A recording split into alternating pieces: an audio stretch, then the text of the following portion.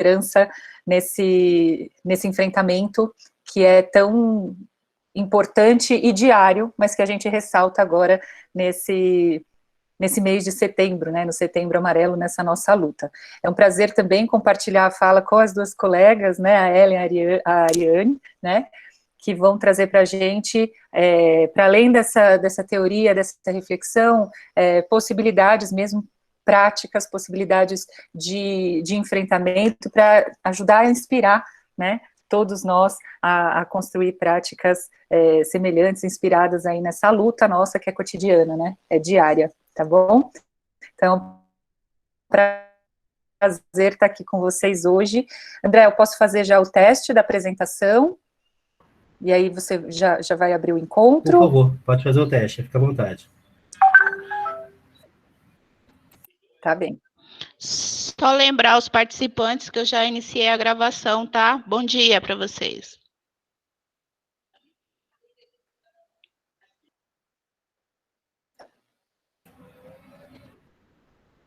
Está visível, está ótimo. Como sempre, é uma apresentação cuidadosa. Muito obrigado, Juliana. Imagina. E aí a ordem de fala vai ser eu primeiro, é isso? Vamos só relembrar que Começamos então, com você, depois nós vamos ter a Ariane e, na sequência, a professora Ellen. Ok? Tá bem. A Vilma já conseguiu colocar todo mundo em sala? Podemos começar quando vocês quiserem. As pessoas estão entrando. Nós estamos com 25 aqui agora, mas tá chegando. Tá bem. Oi, bom dia. É Cláudio que está falando. André. Bom dia, Cláudio. Como é que vai? Tudo bom, filho? Tudo bom. André, essa reunião é a mesma que os professores vão entrar também? Sim, sim. É transmissão simultânea. Você já está aqui, pode permanecer aqui conosco. Por sim, no nosso grupo está dando lá que todo mundo está tentando entrar pelo outro e aparece uma mensagem que não conseguem. Perfeito. Nós vamos verificar aqui. Aí eu entrei pelo quadro de apoio. Isso.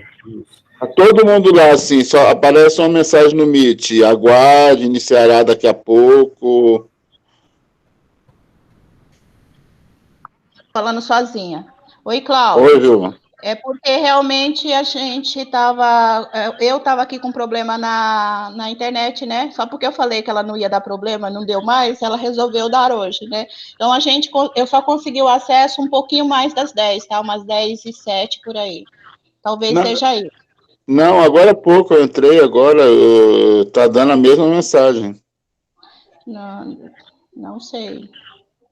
Quando você vai direto no Meet, quando você vai no Meet direto, dá essa mensagem. Quando eu clico no link lá para o quadro de apoio, aí dá para entrar. Entrei. Uhum. Estamos recebendo aqui uma mensagem do James, os professores já estão conseguindo entrar, que bom. Beleza, então. Posso continuar, então? Obrigada, Cláudio. Nada, bom dia. Bom dia. Juliana, vamos lá? Vamos lá, então. Bom dia novamente a todos e a todas. Vou pedir para vocês observarem com atenção essa imagem que já está aí para vocês, para a gente começar a entrar no tema, né, na mesma sintonia. Eu escolhi essa imagem aí de fundo para a gente pensar a nossa formação de hoje, de currículo e violência autoinfligida, para a gente perceber cada coração aí como o coração dos nossos estudantes, os nossos corações, né? Tentando observar nessa imagem que cada um está numa cor diferente, mas todos eles estão costurados, né? Eles estão formando como se fosse um mobile, sei lá, uma cortina, né? Que dá unidade a todos esses corações, mas implica em que a gente olhe cada um desses corações que estão unidos por esses fios, né, de uma forma que a gente perceba que cada um está num momento, numa cor diferente, numa posição diferente, sendo um móvel ou uma cortina aí que está costurada, sendo afetado diferente por esse vento, por essa tempestade que pode estar acontecendo lá fora, ou a tempestade pode estar acontecendo aqui dentro também, né? Então, essa imagem foi colocada aí para a gente ir se aproximando do tema, pensando nesses corações, que tem um coração aí que está de ponta cabeça, o outro que está de pé, o outro que está de lado, o outro que está voando um pouco mais, um que está acinzentado, um branco, um amarelo, mas todos eles formando uma unidade, né? Todos eles unidos por esses fios, né? Num movimento, né, que dá a ideia aí também na imagem, que eles podem estar se movimentando, e também podem, cada um no seu momento, ser costurado junto com o outro, tá próximo do outro, nesse mesmo fio, tá? Então, vamos ficar um pouco com essa imagem na cabeça, para a gente refletir nesse primeiro momento, antes da gente ouvir a Ellen e a Ariane, tá? Então, para a gente retomar também um pouco do que a gente já refletiu, né, no encontro passado, para a gente falar de violência autoinfligida, a gente precisa entender esse movimento de ideação suicida, tentativa de suicídio, a violência autoinfligida no que se refere à automutilação, né, quando eles se machucam, se cortam. A gente precisa entender que é um grave problema de saúde pública no mundo inteiro, né, mas que é muito recente historicamente o nosso olhar para esse fenômeno como algo que demanda uma atenção, né? A gente percebe um aumento de número de casos, mas ainda tem uma expectativa muito grande em relação às subnotificações, né? Há uma dificuldade dos serviços de saúde, né, para classificação, né, de uma situação que chega num hospital, por exemplo, né? E quando acontecem as mortes, a gente ainda tem registros em 2020 de mortes resultantes de uma violência autoinfligida sendo registradas como mortes acidentais ou por causas indeterminadas, tá? Isso dificulta a elaboração de políticas públicas, isso dificulta que o assunto venha à tona, e um assunto que não vem à tona, ele fica, né, calado, abafado, e aí é mais difícil de ser enfrentado. Então, a ideia é que encontros como esse se multipliquem, sim, nas escolas, para que a gente possa continuar pensando o enfrentamento, né? E isso demanda também da gente uma atenção maior ainda em relação à uma atenção maior ainda em relação ao suicídio em menores de 14 anos, né? Eu lembro que já comentei isso com vocês em outro momento, a gente tem a visão de que suicídio e violência autoinfligida é coisa de adolescente, jovem e adulto. Por quê? Porque o número maior de denúncias, né, de notificações são, né, acima dos 15 anos, dos 15 aos 39 é uma faixa etária de bastante expressiva, né, no volume de número de suicídios, e depois dos 75 anos, né, os idosos também têm aumentado demais a taxa de suicídio. Mas isso não quer dizer que a gente não tenha que ter atenção ao suicídio com menores de 14. Por quê? Justamente por causa desse cenário. Essa dificuldade de falar sobre o assunto, a dificuldade de identificar as situações de risco já desde a educação infantil, faz com que a gente não dê a atenção que esse fenômeno precisa, né? E nós, enquanto escola, num momento de pandemia, de início de flexibilização, de abertura, um possível retorno às aulas, seja agora, seja no ano que vem, seja depois da vacina, seja quando for, a gente precisa estar muito bem preparado para olhar com atenção, principalmente aos menores de 14 anos, tá? Por quê? Porque eles têm dado sinais muito preocupantes e às vezes a gente não sabe identificar, tá? E aí, para a gente poder identificar, a gente não tem tantas taxas, a gente não tem tantos estudos para ajudar a gente a observar esse fenômeno. Então, a gente, na área da educação aqui, vai na raça mesmo, no olhar sensível, no dia a dia, perceber esses sinais, fazer os encaminhamentos, porque o que vem pela frente, como falava para o André e para a equipe do NAAPA na reunião que antecedeu esse nosso encontro, o que vem pela frente, quando a gente tiver os encontros presenciais com os nossos estudantes, não vai ser fácil, né?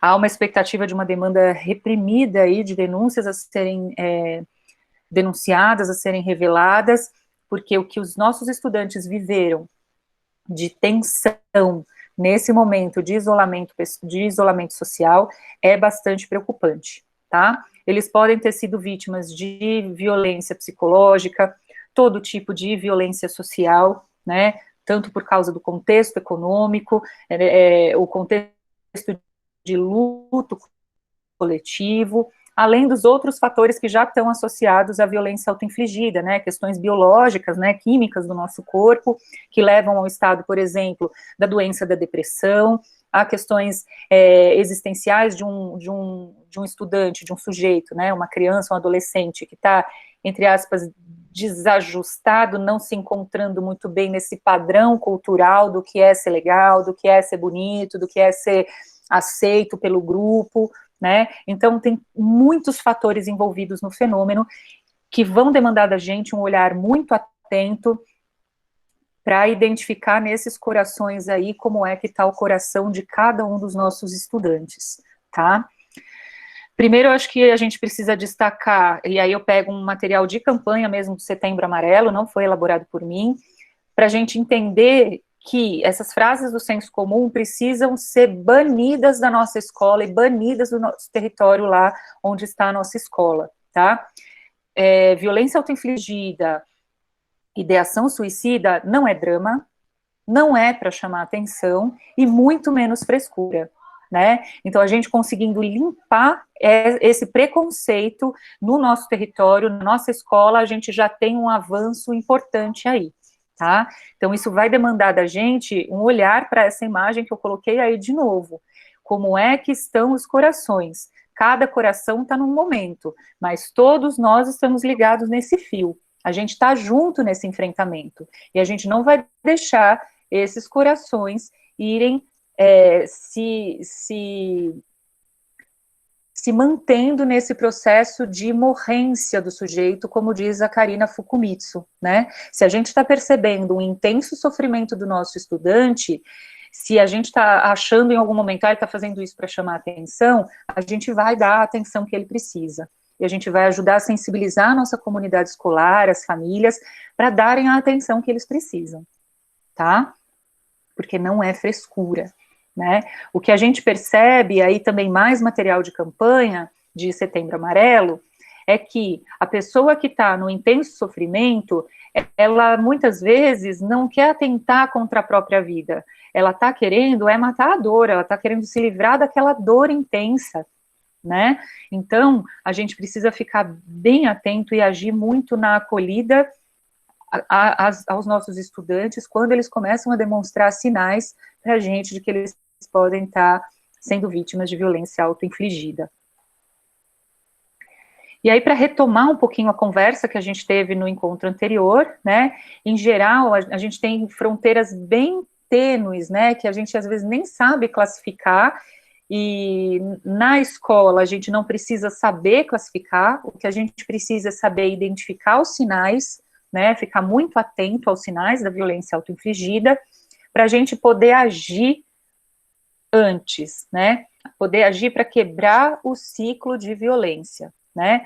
As fronteiras entre autonegligência, lesão autoprovocada, ideação suicida, comportamento suicida, suicídio consumado, essas fronteiras são tênues, né. E a gente sabe, no estudo do fenômeno, né, aí está o grupo de pesquisa da professora Minayo, elas já perceberam, né, nas pesquisas, que, de um lado, a tentativa de suicídio pode ser interrompida, né, ou pelo próprio sujeito, ou porque alguém se aproximou e evitou que a situação acontecesse, mas ela pode se fixar como uma ideia e como uma intenção, né. Mas também pode acontecer de, num momento de extrema angústia, ansiedade, eclodir esse pensamento e esse desejo, né? Isso pode explodir como em forma, né, de ato contra a própria vida, né? A gente viu que, ainda que essas fronteiras, né, entre a autonegligência, a lesão autoprovocada, a ideação suicida sejam tênues, a gente precisa ficar atento, porque nem todo pensamento de morte ou desejo de morrer é evidência de um risco, tá? Mas precisa chamar a nossa atenção o fato de que quando há esse desejo né, de atentar contra a própria vida, quando a pessoa está se autonegligenciando, não está mais se cuidando, não está mais querendo tomar banho, não está mais sendo tão assídua com a sua, não vaidade, né, mas com os cuidados básicos mesmo, essa pessoa já está demonstrando para a gente um sinal de alerta importante, né? Se ela verbaliza, se ela publica na rede social, se ela publica, torna público numa redação, num desenho, esse pensamento de morte ou desejo de morrer, pode ser um risco, pode não ser, tá? Não, a gente tem adolescentes, às vezes, que curtem, né, a questão gótica, veem filmes de terror, né, as crianças na educação infantil mesmo, tem a palavra cantada, eu tenho aqui meu filhote pequeno que adora a música do Vem Dançar com a Gente, que são as caveirinhas, assistiu o Viva, a Vida é uma Festa, que tem uma outra relação com a morte, né, mas essa curiosidade, o falar sobre a morte, um pensamento sobre a morte, é diferente do desejo de morrer, tá? Então a gente também não precisa ficar desesperado, mas se a gente perceber que o sujeito está num processo de morrência, num processo de descuido, de negligência, de falas preocupantes, né, de frases de alerta, aí a gente precisa ficar em atenção e oferecer a mão para alcançar esse sujeito e apoiar, porque sozinho é muito difícil sair dessa situação, tá? E aí, as autoras colocam que, conforme os estudos em todo o mundo, a morte autoinfligida é pensada, preparada e antecedida por tentativas. Então, se um pensamento sobre morte sozinho, isoladamente, não é um sinal para a gente se desesperar, todas as manifestações do desejo, né, precisam ser olhadas com atenção.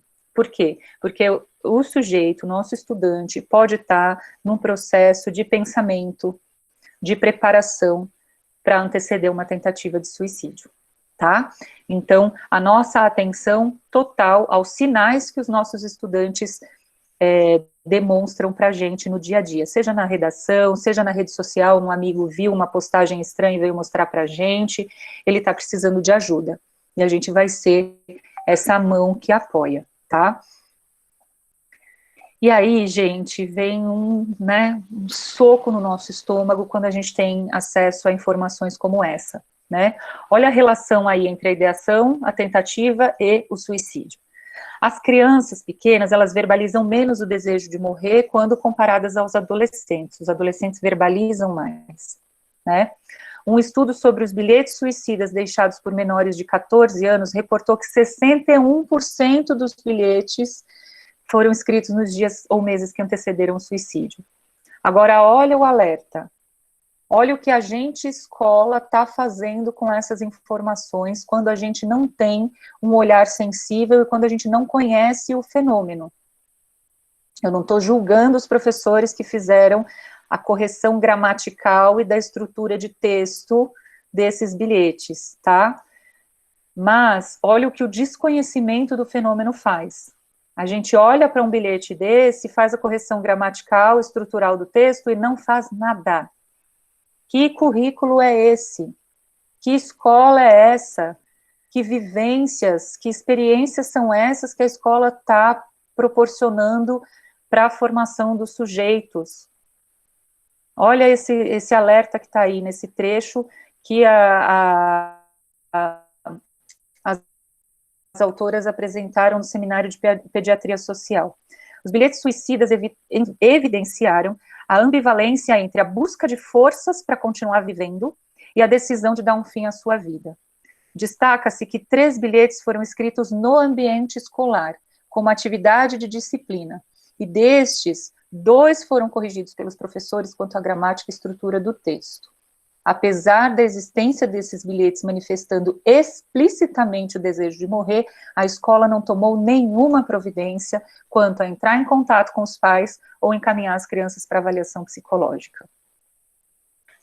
Volto a falar, não estou julgando, porque o fenômeno é muito recente, e ainda o mais comum é que ninguém tenha formação e informação para saber lidar com o fenômeno, que é extremamente complexo, né? Mas diante de um sinal desse, a gente não pode ficar calado. Diante de um sinal como esse, e que esse sinal pode aparecer, sim, e muito, já agora, nesse momento de pandemia, quando eles enviam as produções deles, né, as tarefas, mas também no retorno, né, no retorno aos encontros presenciais, seja esse retorno quando for, tá? É importante a gente destacar novamente a interface da violência autoinfligida, então se ela está aqui no centro da nossa reflexão hoje, a gente precisa ver toda a conexão que ela tem com os outros 9 tipos de violências que a gente tem trabalhado aqui na rede municipal de São Paulo, porque ela está muito associada às outras violências, né, e aí esse diálogo com a família que cita aqui em cima, né, não fez nenhum contato com os pais, para encaminhar as crianças para avaliação psicológica também, ou dialogar com as famílias, nem sempre esse diálogo com os pais é possível, tá? E aí, em relação à violência autoinfligida, a gente precisa ter bastante cuidado com a complexidade desse fenômeno na interface com as outras violências, né? Por quê? Se a gente está percebendo uma violência autoinfligida resultante também de um processo de bullying, resultante de uma violência psicológica que pode estar acontecendo, às vezes, dentro da escola, às vezes no âmbito da família. A gente está falando de uma violência autoinfligida porque a criança não está aguentando mais a violência estrutural a que ela e a sua família são submetidas, ou a negligência da própria família, enfim. A interface com as outras violências precisa ser olhada no momento que a gente olha esse nosso estudante de forma singular, né? E aí, a conversa com a família precisa ter muito cuidado se a gente perceber, por exemplo, um movimento que demonstra, às vezes a vítima não verbalizou, mas que demonstra que ela pode estar sendo vítima de violência sexual. Se isso acontecer, e a família, a gente tiver indícios de que a família sabe, ou que a violência sexual esteja acontecendo de forma intrafamiliar, né, de alguém de dentro da família, aí não é legal a gente fazer a conversa com a família, tá? Porque a gente não sabe se a família está sendo conivente ou não, e qual é a situação aí dessa violência sexual. E a gente também não vai ficar perguntando para a vítima para não revitimizar. O que é que a gente vai fazer então? Se a gente percebe que tem uma interface com uma violência sexual ou com algum outro tipo de violência por parte da família, a gente vai encaminhar diretamente para o conselho tutelar, dizendo para o conselho tutelar, não falamos com a família porque a gente não sabe dizer se a família está envolvida numa violência sexual intrafamiliar, se a família está sendo negligente, se a família está cometendo uma violência psicológica também. Como a gente não sabe, a gente não quis revitimizar a criança fazendo perguntas para ela sobre as vivências dela, ela não quis falar, ela não revelou nada para ninguém, não revelou nada nos desenhos, nas redações, então a gente não sabe. Mas essa criança precisa ser cuidada, esse adolescente precisa ser cuidado imediatamente.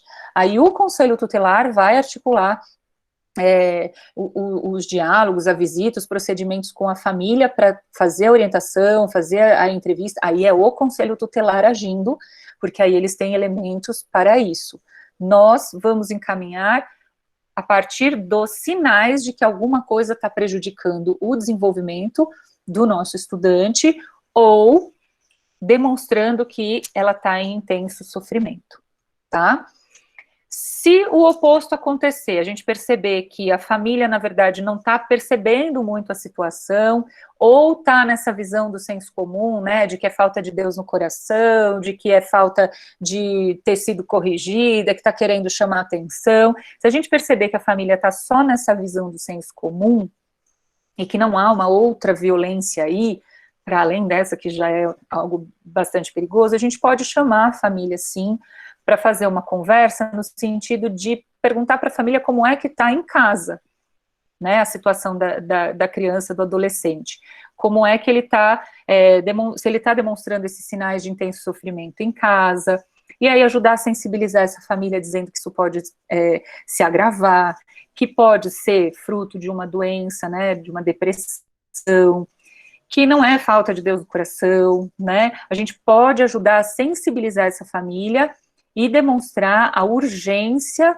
do cuidado e do pedido de ajuda profissional, tá? Nessa situação em que as famílias, às vezes, não perceberam, ou em que as famílias não têm noção da gravidade da situação, tá?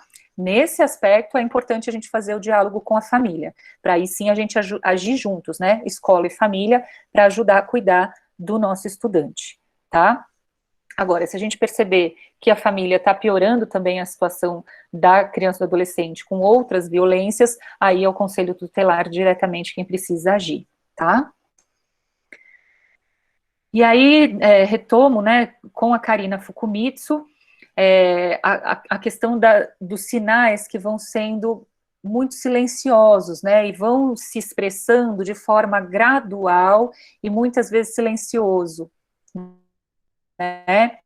Então é preciso a gente ter muita sensibilidade, um olhar atento aos estudantes, fortalecermos os nossos vínculos. Gente, não está sendo pouco o que vocês estão fazendo para manter o vínculo com os estudantes nesse momento de distanciamento, né, de isolamento social. Então, a gente já deu nó em pingo d'água para não perder o vínculo, para demonstrar para os nossos estudantes, ó, estamos aqui, estamos junto com você, por você, né? Então, um estudante que está em processo de morrência, de extremo sofrimento, precisa sentir ainda mais essa nossa acolhida, né, para evitar esse processo singular de morrência que a Karina Fukumitsu bem destaca, né, na teoria que ela desenvolve, né, na tese dela, doutorado, nos artigos, nos livros, né. Então, esse slogan, né, que o Setembro Amarelo é todo dia, também não é pouco, né? As ações precisam ser permanentes no currículo escolar como forma de prevenção. Lógico que evidenciar isso no mês de setembro é importante, porque tem um marco aí, né, de lutas, de ações, mas o Setembro Amarelo é todo dia, tá? Essa campanha, né, de Setembro Amarelo todo dia é bem pertinente para a gente entender isso, né? Se a gente entender esse processo de morrência com como se fossem essas bexigas sufocando, né, o sujeito, né, tampando a visão do sujeito que está em extremo sofrimento, nossas ações no currículo escolar podem ser essa mão que atravessa essas bexigas e estende para poder puxar o sujeito de volta e tirá-lo daquela situação de extremo sofrimento, né? Aí vocês devem estar pensando, nossa, mas aí a escola vai conseguir fazer isso sozinha? Não, né, a gente não consegue fazer isso sozinho, mas para o sujeito que está nesse momento de desespero, né, de intensa dor, essa mão que chega aí, né, que se aproxima, que tenta ajudar, já é algo muito importante para ele se sentir acolhido, tá? E aí é importante a gente destacar também que, embora as motivações, as explicações para a violência autoinfligida pertencem ao domínio do privado, e cada um tenha a sua forma de lidar com cada situação vivida, cada pessoa que cometeu violência autoinfligida precisa ser observada de modo singular. Então não adianta a gente dizer para a menina, adolescente que tentou suicídio, depois terminou um namoro, você não viu a sua colega lá, ó, terminou o namoro, foi traída pelo namorado, todo mundo ficou sabendo, e olha lá, ela encarou de frente, ela tá tocando a vida, ela já tá quase namorando com o outro ali de novo. Não adianta a gente dar exemplos do outro, porque esses exemplos do outro a vítima já viu, e ela não conseguiu sozinha sair desse processo de morrência, desse intenso sofrimento. Então, olhar cada caso de forma singular e evitar comparar situações, porque às vezes a gente faz isso na melhor das intenções, né? A gente quer ajudar, demonstrar que existe saída, mas quando a gente compara, isso faz a vítima se sentir pior, fala, putz, até ela conseguiu sair dessa situação e eu não consigo. Isso vai deixando ela mais frágil ainda. Então, olhar de forma singular e dizer, eu tô aqui para te apoiar, né? Eu tô aqui para ser essa mão que chega até você, para tentar te ajudar a sair desse processo que você está vivendo, né? Demonstrar para o estudante que ele não está sozinho, e aí a conotação da tempestade de novo aparecendo aqui, né? E abrir o diálogo, né? A gente ser mesmo alguém que escuta, né? Conversar é acolher, né? Essa campanha aqui, essas fotos não são minhas, tá? São de campanhas do Setembro Amarelo. Conversar é acolher. Então, a gente dá voz mesmo a quem precisa da gente. Ser, sim, aquela pessoa que se oferece para uma escuta sensível. Isso é um passo importantíssimo, já orientado pelo Ministério da Saúde, né, no sentido de ajudar a pessoa que está em risco de suicídio. A gente pode ser aquele que conversa, né, aquele que acompanha, aquele que ajuda a buscar ajuda profissional e aquele que protege, tá? Então, esses slides também vão ficar disponíveis para vocês, dá uma olhadinha nesse cartaz do Ministério da Saúde, porque aqui está um passo a passo importante, né?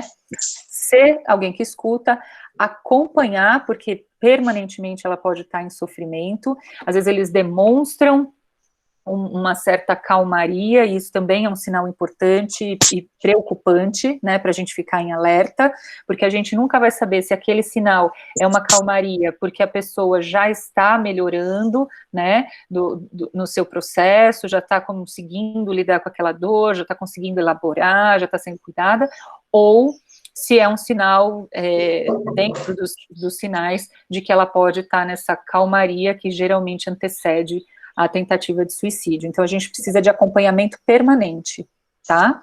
A busca de ajuda profissional, já falei, aqui tá falando, né, do CAPS, do SAMU, do pronto-socorro e tal, mas também ajuda profissional para o acompanhamento psicológico e, às vezes, o acompanhamento psiquiátrico que a vítima precisa, tá? E proteger, né, gente? Se tem perigo imediato, a gente não vai deixar o nosso estudante sozinho, a gente vai ajudar a orientar a família em relação a isso, assegurar que ela não tem acesso a meios para provocar a própria morte, né, não tem acesso, por exemplo, o Ministério da Saúde diz aí, né, pesticida, arma de fogo, medicamentos, né, espaços para poder se precipitar, né, então tudo isso demanda da gente uma atenção constante, tá, para proteger. E aí, gente, entrando na reflexão das possibilidades do nosso currículo, a gente fala, né, no currículo de matemática, no currículo da língua portuguesa, né, das áreas do conhecimento, ajudando o estudante a desenvolver habilidades de resolução de problemas, né? Isso não é pouco, tá? A gente tem uma característica que as autoras destacam aqui, de uma limitada aptidão das crianças e dos pré-adolescentes para a resolução de problemas, né? Agora, quando a gente começa a pensar um currículo que vai pensar a partir, né, de um tempo muito recente, os estudantes fazendo a elaboração de problemas e a resolução de problemas. A gente não está falando disso só no âmbito cognitivo, né, das operações matemáticas. A gente está falando de análise de realidade, né, de análise de contexto.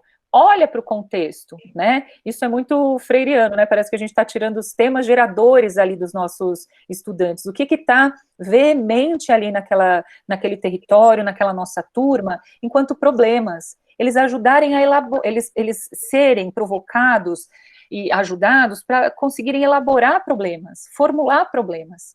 E aí, analisando essa realidade, formulando problemas, também sendo instigados a resolver os problemas.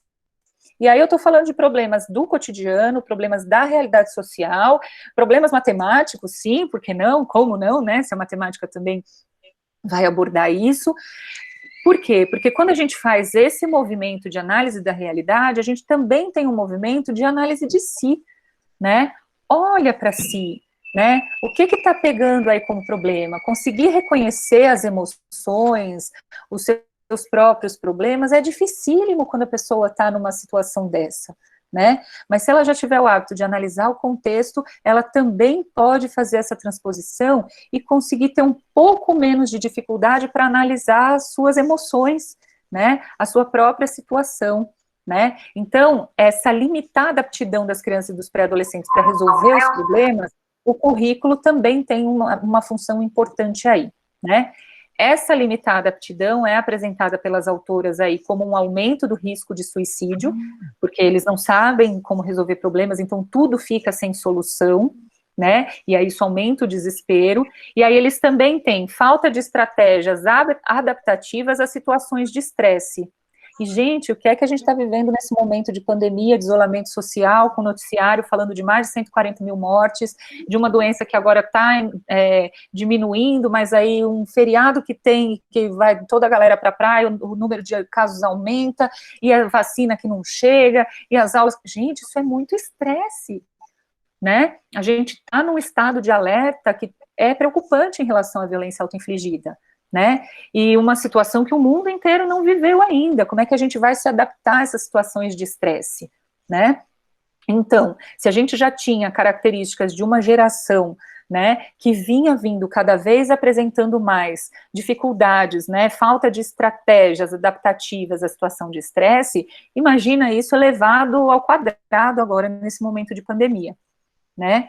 E aí eu coloco essa caixinha aí do lado, colocando que o currículo vai ajudar a elaborar essas estratégias adaptativas à situação de estresse, a ter um repertório comportamental, um modelo de repertório comportamental, visualizar, experienciar possibilidades de saída daquela situação, quando o currículo vai promover, por exemplo, dramatizações, a oralidade dos estudantes, que está prevista desde a educação infantil até o ensino médio, né, a argumentação, a oralidade, a própria literatura, né, que exemplos a gente tem na literatura, nos filmes, nas séries que eles veem, de adaptação à situação de estresse, de possibilidades, né, de modelos de comportamento, de repertório comportamental, que a gente fala, ele agiu assim, aquela série estava assim, e ter modelos também de comportamento, porque isso vai ajudar a visualizar uma possibilidade de alternativa, né, que não seja a automutilação e a tentativa de suicídio, né. E aí a gente pensando especificamente no currículo, né, para além dessas questões bem detalhadas, né, no detalhe do desenvolvimento da oralidade, da resolução de problemas, da elaboração de problemas a partir da análise do contexto, o grupo de pesquisa que eu faço parte, a gente estuda justiça curricular, né, vocês já devem saber disso. E aí o Torres Santomé é um autor espanhol bastante atuante ainda, né, na reflexão sobre justiça curricular. Ele destaca o conceito de justiça curricular, falando que o currículo, né, a justiça curricular, é o resultado da análise desse currículo que é elaborado, como você tem o currículo que vocês ajudaram a elaborar na Rede Municipal de São Paulo. Esse currículo é colocado em ação, ele é avaliado lá por vocês na escola, não estou falando só da avaliação externa, estou falando da avaliação interna, né, da escola, sobre esse olhar, sobre esse currículo, sobre essa prática que a gente tem pedagógica, e ele é investigado, né? A gente vai investigar a nossa prática pedagógica, levando em consideração se tudo aquilo que a gente está decidindo e fazendo na sala de aula está respeitando e atendendo às necessidades e urgências de todos os grupos sociais, né? Está atendendo a necessidade e urgência que a gente tem nesse momento de pandemia agora, de crianças e adolescentes em intenso sofrimento, né? Lhes ajuda a ver, analisar, compreender, julgar a si próprios como pessoas éticas, solidárias, colaborativas e corresponsáveis por um projeto de intervenção sociopolítica mais amplo, destinado a construir um mundo mais humano, mais justo e democrático.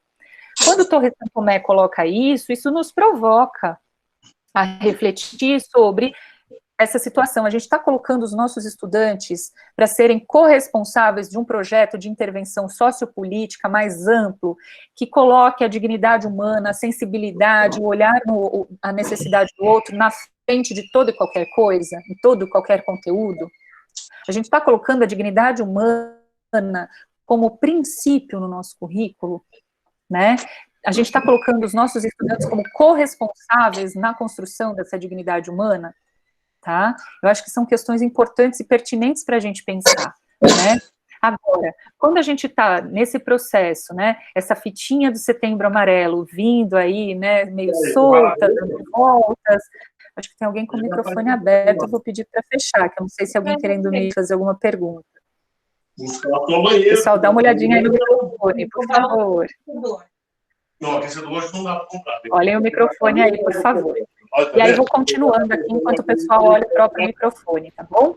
Nossa, quando a gente está nesse processo, está muito alto. O mais de 1.000 do portão são 3. Pessoal, microfone aí, por favor, tem microfone aberto. Obrigada. Mas só que você ainda tem acho que é Marilda. Marilda, por favor, fecha o seu microfone. Abriu sem querer aí, por favor. Obrigada, Marilda. Sem problema, acontece com todo mundo. Daqui a pouco meu filho invade a live aqui e a gente vai ver que isso está acontecendo com todo mundo. Está todo mundo bem-vindo aqui na minha casa, coisas da pandemia. Acontece, relaxa. Sem problema. Bom, e aí voltando então à reflexão, quando a gente está pensando essa justiça curricular sendo feita, né, por meio de uma busca, porque a justiça curricular não é um fim, né, a gente fala da busca e prática do currículo escolar como instrumento de afirmação e superação dessas desigualdades, sendo uma prática com uma chave em 3 dimensões, a gente pode olhar esse fenômeno do enfrentamento à violência autoinfligida nessas 3 dimensões, né? Conhecimento, cuidado e convivência democrática e solidária. Se a gente constrói conhecimentos necessários para que os sujeitos se instrumentalizem para compreender melhor o mundo e a si mesmos nele, a gente precisa construir conhecimentos para que os nossos estudantes, desde a educação infantil, consigam olhar para o outro e identificar uma situação de sofrimento. Nosso currículo fala em empatia, né, em desenvolver a empatia, está lá na nossa matriz de saberes, né, então desenvolver a empatia, desenvolver esse olhar para o outro, é uma das ferramentas de prevenção mais potentes, segundo a Karina Fukumitsu, para o enfrentamento à violência autoinfligida, né, o olhar para o outro, o olhar sensível, o olho no olho, né, essa conexão é importantíssima, né? E aí conhecimentos necessários também implicam o conhecer quando o outro está em perigo, quando o outro está em risco, quando alguém está numa situação de intenso sofrimento emocional. Isso também é um conhecimento significativo, principalmente de agora em diante, né? Esse momento de transição para aulas presenciais ou no momento dos encontros presenciais pós-vacina, quando tudo voltar aos encontros presenciais, né? O cuidado que a gente já enfatizou aqui em todas as formações, né, é essa mão que acolhe, né, nós vamos ser essa mão que acolhe para juntar esse laço, né, de prevenção dessa violência autoinfligida. E aí, essa convivência democrática e solidária que a gente vem enfatizando, né, na reflexão do nosso grupo de pesquisa, ela deve ser promovida pela escola e vivenciada nela e fora dela. A gente está pensando de uma forma em que os estudantes participem cada vez mais da vida pública e cada vez mais eles possam democraticamente participar dos espaços públicos, seja ele da gestão da escola, seja ele da Conferência Municipal de Educação, da Conferência dos Direitos da Criança e do Adolescente. A gente está falando de uma convivência em que eles já se exercitam como alguém que vai olhar para o coletivo e que vai colaborar com esse coletivo. E aí, quando a gente está falando de violência autoinfligida, a gente está falando dos estudantes participando, sim, né, de todas essas conferências, mas participando dentro da escola para ajudar a olhar como é que nós, escola, como é que nós, estudantes, como é que nós, sujeitos, professores, estudantes, funcionários, estamos olhando para essa situação do sofrimento das pessoas aqui dentro, né? Então, tudo isso é busca de justiça curricular, né? E a justiça curricular surge em oposição à violência curricular, né? Violência curricular, eu já comentei com vocês em algum momento, o professor Walter Giovedi, da Federal do Espírito Santo, desenvolveu esse conceito na tese dele de doutorado, e vem trabalhando com esse conceito, que a violência curricular é aquele currículo que na organização do espaço, na organização do tempo, na organização dos conteúdos, na organização das relações, ele não contempla as necessidades dos estudantes, né? E se a gente pensar na violência autoinfligida sendo ignorada ou sendo desconhecida no espaço escolar, não sendo debatida no espaço escolar, a gente está falando de uma violência curricular. Por quê? Porque os nossos estudantes estão demonstrando sinais de que eles precisam refletir sobre isso e a gente precisa agir sobre isso. E aí, o que a gente coloca no lugar, então? Né? Como é que a gente faz essa busca pela justiça curricular? E aí, a professora Branca Ponce, no artigo dela de 2016, ela fala dessa justiça curricular pressupondo um tempo humanizado, né? Um tempo compatível com a construção de uma sociedade de iguais sociais, respeitados em suas diversidades. Então, aqui eu não estou falando apenas da diversidade étnico-racial, mas a diversidade também dos momentos que cada um dos nossos estudantes estão, da singularidade dos nossos estudantes, tá? Que podem estar num processo de morrência, e a gente precisa olhar para isso, né? A gente tem visto no noticiário, né, o senso comum, e muita gente falando, agora a gente vai fazer em 2021 2 anos em um em relação aos conteúdos, porque os conteúdos foram fragilizados e tudo mais.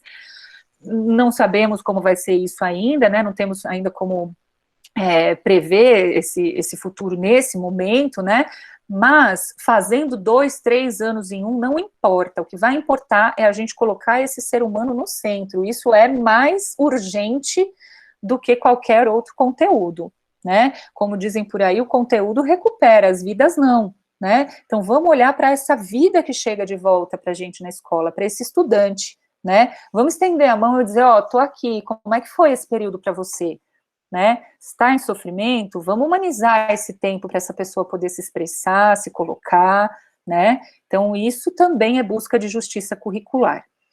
E aí aqui eu falei de diversidades, falei que para além, né, dessas questões étnico-raciais, mas a gente precisa destacar a questão do racismo, né, a gente sabe a quantidade de casos de suicídio, o quanto a gente tem de questões raciais envolvidas também, o quanto a população negra também é mais vítima quando se trata de suicídio, tá? E aí tem uma colega no grupo de pesquisa, a Alice Sena Ferrari, que ainda está no prelo o texto dela, mas ela está destacando aqui que a educação pode apresentar outro caminho, pode romper essas estruturas dominantes que produzem o racismo. E aí aqui na rede municipal vocês têm, né, muitas orientações, formações, pensando nisso, então não vou chover muito no molhado, porque já tem um grupo forte atuando nisso, nessas orientações, nessas formações. Mas a gente pensar que, enquanto a gente continuar, né, como diz o Torres Santomé, produzindo a domesticação da população, como principal instrumento por meio dos quais esse imperialismo cultural é executado, valorizando determinada característica física. Gente, aí a gente não está mexendo nas bases, não está mexendo na cultura, né? Então a gente precisa mexer na raiz, nessa cultura que produz o racismo. E quem é a instituição potente para fazer isso? Não é o Conselho Tutelar, não é a saúde, é a gente mesmo na escola. Tá? Então, vamos intensificar essas nossas ações, tá? Vamos intensificar e pensar o nosso papel importante, né, como possibilidade de capacitar as pessoas para desmantelar de uma vez esses discursos de racismo, as práticas e essas estruturas sociais todas que reproduzem o racismo, tá? A gente tem muita potência na escola para agir em relação a isso. E aí a gente também fala de uma construção democrática e participativa no currículo, que vão ajudar os nossos estudantes a se colocar em relação a isso, a viver um permanente processo de leitura crítica da realidade, questionar as práticas sociais, se perguntar, né, como diz o Michael Apple e o Bini lá no livro Escolas Democráticas, quem disse isso? Por que disseram isso? Por que a gente deve acreditar nisso? Quem se beneficia disso, né, se acreditarmos e agirmos de acordo, né, os nossos estudantes têm que ter essas perguntas sempre de fundo quando eles estão pensando, né, nos conteúdos curriculares, né, para a gente ser essa mão que apoia, né, essa pessoa que está em sofrimento. E aí a escola no enfrentamento, reforço, né, a escola é a principal instituição responsável pela prevenção, ela vai se articular para o encaminhamento do que é social do problema, né, a escola não vai atuar no tratamento psicoterápico da criança, né, mas do que é social do problema, do que é oferecer o apoio, do que é o enfrentar o racismo, do que é o articular com a rede de proteção social, isso a escola vai fazer, né, e cuidar da vítima, né, evitar essa violência, evitar a revitimização, ficar fazendo muitas perguntas para quem está em extremo sofrimento, não dá, né, a gente vai ser aquele que ouve e que acolhe, tá? E aí, gente, para isso a gente precisa saber detectar os sinais, saber suspeitar, saber o que fazer quando elas se revelam, né? Como que eu vou proceder com essa criança, com a família, com a rede, conforme as orientações que a gente já deu aqui, né?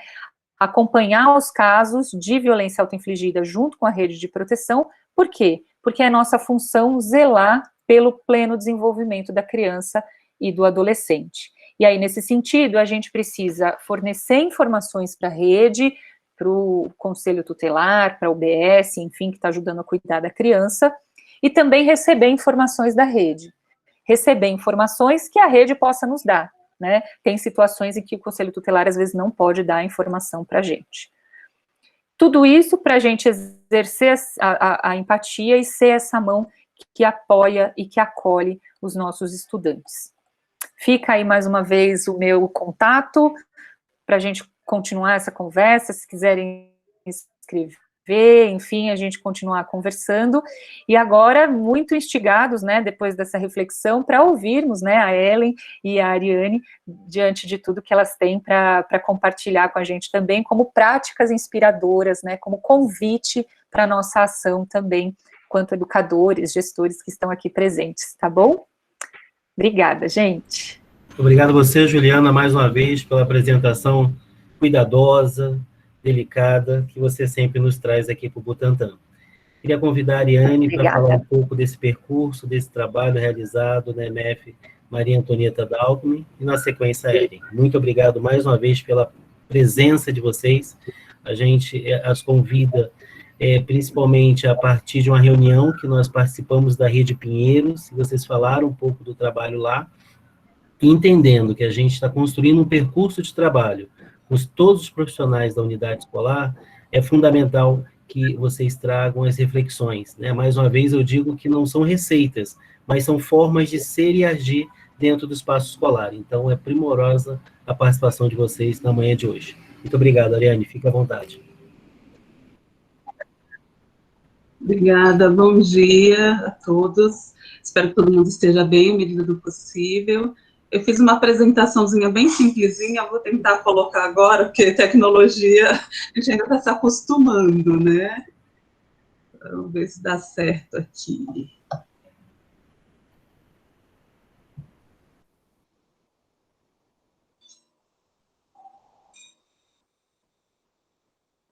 Vamos ver. Acho que vai aparecer agora. Tudo certo, Ariane, veio. É que para mim não está aparecendo aqui. Vamos ver como é que eu faço.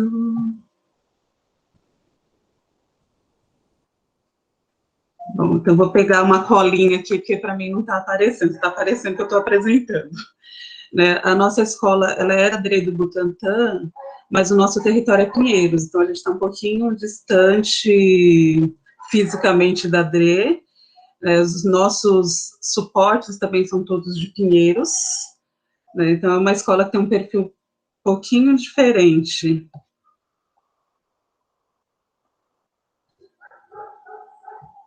Não sei se está trocando o slide aí para vocês, trocou? Vou falar um pouquinho do perfil da nossa demanda. A gente está na Vila Olímpia, então a gente tem uma demanda muito ampla. Nós temos alunos de várias regiões de São Paulo, da Zona Leste, vários alunos de outros municípios. Então a gente tem adolescente que sai de casa às 5 horas da manhã para chegar no Dalkman às 7 horas. Então até a nossa noção de comunidade ela é um pouquinho diferente da escola do bairro. Os adolescentes e crianças se veem, brincam o tempo todo. O nosso espaço de coletividade sempre foi a escola. Porque tem um adolescente lá de Carapicuíba, tem adolescente de Embu das Artes, crianças também, que as mães optam para não deixar o filho sozinho em casa, às vezes considera o bairro perigoso, então ele acaba indo junto com a mãe de serviço, ou fica no CCA, a gente tem bastante o serviço dos CCAs da região, que acolhem as nossas crianças e adolescentes. E o perfil da demanda também ele é bem diferenciado. A gente tem uma porcentagem de 20% a 25% de crianças e adolescentes que vieram de escolas particulares, por N motivo, seja financeiro, ou de adaptação, os pais optaram por deixar no DAO. A gente tem um grupo pequeno que é morador do bairro, então a família às vezes está lá 3, 4 gerações na Vila Olímpia, e a gente tem essas crianças de todo o território de São Paulo. Então, nosso perfil de demanda ele é bem diferentinho, assim, vamos dizer. Aí, agora... A gente também começou um trabalho de pertencimento do território já há alguns anos, porque muitas vezes a criança chegava na Vila Olímpia, por conta de seu serviço do pai, ela não se sentia parte do território. Então, a gente começou com várias parcerias, com as ONGs dos ciclistas, com o Corrida Amiga, com as pessoas do entorno, para que os adolescentes e crianças pudessem andar no território e se sentir pertencente. A Vila Olímpia faz parte de São Paulo, faz parte do território da escola, e o adolescente ele tem o direito de vivenciar isso. Aí veio o nosso primeiro prêmio de educação, foi a nossa parceria com a ONG dos ciclistas, que a gente formou de mobilidade urbana,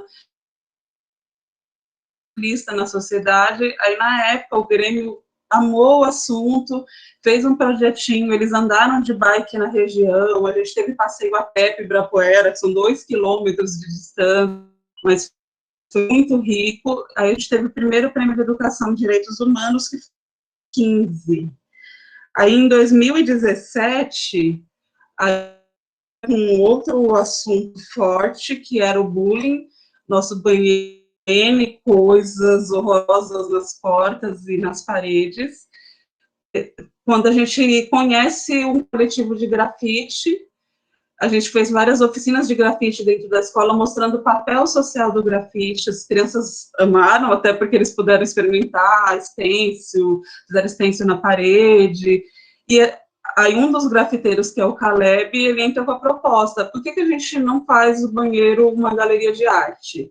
Só que quem vai pintar vai ser o adolescente e a criança. Então, a gente fez o concurso, eles fizeram os projetinhos, votamos, quem escolheu os desenhos que iriam na porta dos banheiros foram os alunos, e eles se voluntariaram. O grafiteiro, ele apenas deu aquele suporte, ajudou nos traços, mas quem pintou foram as crianças e os adolescentes. Então, nosso banheiro, tanto feminino como masculino, ele tem as portas grafitadas, e foi muito positivo, porque toda aquela ofensa que aparecia, o aluno não fazia mais, porque aquela arte é dele, não é minha, não é do Caleb.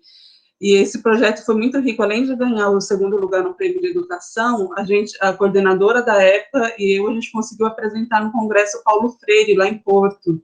E foi uma experiência realmente muito positiva por conta da participação deles. Hoje a gente está precisando até trocar, porque grafite é uma arte que ela tem que ser renovada, ela não é uma arte para ficar para sempre, mas é uma linguagem muito positiva quando a gente fala do adolescente. Agora eu vou falar um pouquinho das parcerias, que eu acho que sem as parcerias que o Dalkmin tem, seria muito difícil a gente fazer qualquer tipo de trabalho. Nós temos o PSE, que é o Programa Saúde da Escola, com a UBS Jardim Edith, e nós temos a rede de proteção do território de Pinheiros, que é uma rede muito potente. Dentro dessa rede, nós contamos com o Conselho Tutelar, com o CRAS e o CREAS, com as equipes de saúde, CAPS, UBS e outras equipes, e com os parceiros. Tem as ONGs, tem as organizações da sociedade civil, e dentro dessa rede, a gente tem uma lógica diferente do encaminhamento, porque muita gente concebe o encaminhamento como: esse problema não é mais meu, estou passando para a UBS. A rede de proteção, ela é nosso.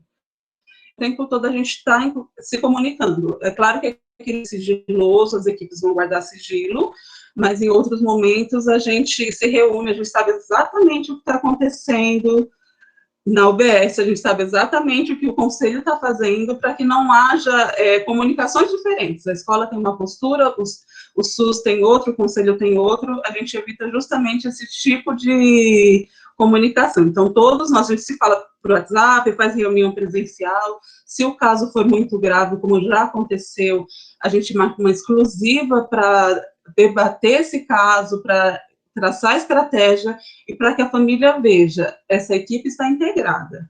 Então, não adianta eu contar uma história na UBS, contar outra história na escola, porque ambos sabem o que foi tratado em cada espaço.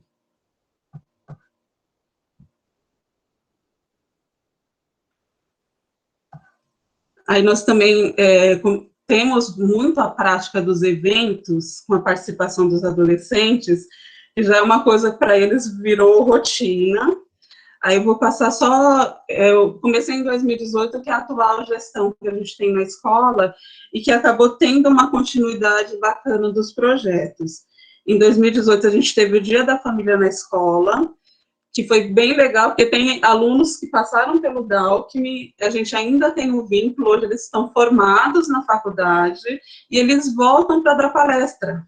Então, a gente tem aluna que é fisioterapeuta, a gente tem aluno que é advogado, a gente já tem ex-aluna que é psicóloga, e a gente traz justamente para mostrar, passaram 100% da Alckmin, fizeram ensino médio, a maioria das vezes em escolas públicas, tem aluna que foi na universidade, aluna que se formou em universidade pública, para mostrar a importância que o Alckmin teve na vida dela, e também para ajudar os nossos alunos tirando as dúvidas. E esse evento a gente contou com a UBS, que é a nossa mega parceira, e com o PAVOS, que é o Programa de Áreas Verdes e Saudáveis, que faz um trabalho ambiental sensacional.